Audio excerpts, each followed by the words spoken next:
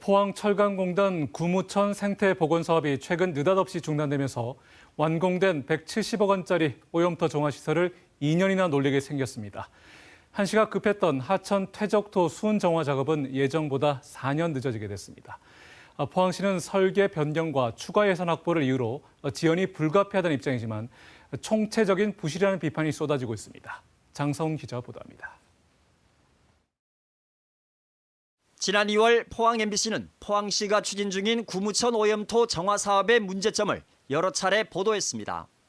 수은 제거라는 시급성에도 불구하고 정화시설 가동이 당초 예정보다 2년이나 늦어지고 사업자 선정 과정에도 특혜 의혹이 있다는 내용입니다.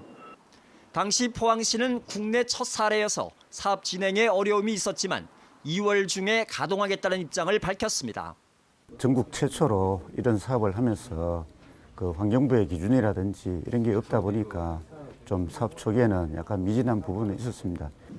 그로부터 넉 달이 지난 지금 오염토 정화시설은 여전히 멈춰서 있습니다. 포항시가 최근 정화시설을 포함한 구무천 생태보건 사업 전체를 중단시키는 바람에 오염토를 가져올 수 없게 됐기 때문입니다. 현재 설계에는 오염토 준설 이후 수은 안정화 공정이 빠져 있어 일단 사업을 중단하고 정부 예산 50억 원을 추가 확보해 보완한다는 게 포항시의 설명입니다. 이럴 경우 정부가 예산을 승인하더라도 사업 재개는 2026년, 2년 뒤에나 가능할 전망입니다. 충분히 논의가 됐었다. 이미 1단계에서도.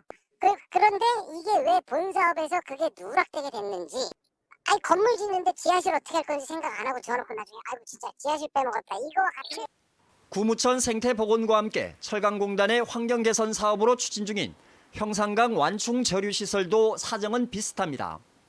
430억 원 규모로 현재 공정률 90% 단계인데 뒤늦게 안전 관련 설계를 강화한다며 공사를 전면 중단하고 정부에 124억 원의 추가 예산을 신청해놓고 승인을 기다리고 있습니다.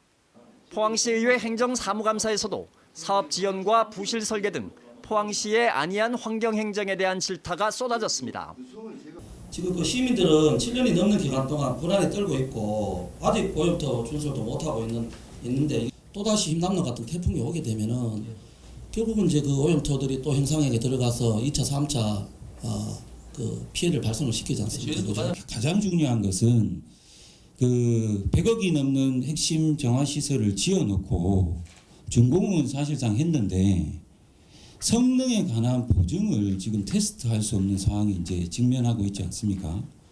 하지만 포항시는 사태의 심각성을 외면한 채 처음 하는 사업이라 어려움이 있다는 말만 되풀이합니다. 국내에서도 사실 사례가 없고 세계적으로도 거의 사례가 없는 걸로 알고 있습니다. 있어서 사실은 저희들이 이제 전문가들의 의견을 듣지 않고는 사실 공무원들이 어떻게 판단하기 굉장히 어렵다. 그래서 사실 전문가 회의를 계속하고 있고. 포항시의회는 행정사무감사를 통해 정화시설에 대한 성능 검증 등 시정 조치를 요구는 했지만 부실과 비리 의혹에 대한 자체 특위조사나 감사 청구는 하지 않아 형식적인 감사라는 지적입니다. 한편 포항시는 이번 사업에 대해 현재로선 자체 감사 계획이 없지만 추가적으로 문제가 드러나면 감사를 검토하겠다는 입장입니다. MBC 뉴스 장성훈입니다.